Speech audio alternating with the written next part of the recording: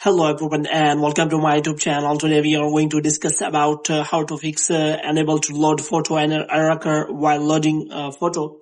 So for example, if you have recently clicked the photo on your iPhone and or after that you want to see the photo and you see this kind of error occurring on your iPhone. So how you can fix that? For this, what you have to do, you have simply watch this video completely. So without wasting any time, let's start the video. So first of all, you have to simply close this page. And after closing this page, the first thing you have to do is you have to simply restart your device.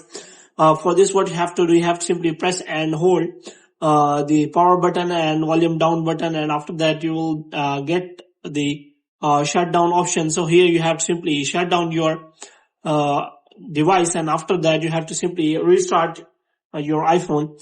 And after restarting your iPhone, you have to simply see the photo again, and whether you can simply see that the error has been solved or not. If the problem is still there, then what you have to do next is you have to simply go to settings, and after that what you have to do, you have to simply go to general, and after that you have to scroll it down until you find the option of transfer or reset iPhone. So here you have to simply click on reset, and here you have to simply reset all of your settings. And after resetting all of your settings, you have to simply go back, and this time you have to again click on settings, and after that you have to simply go to general, and this time you have to simply go to iPhone storage, and here you have to simply check whether you have enough storage left on your iPhone.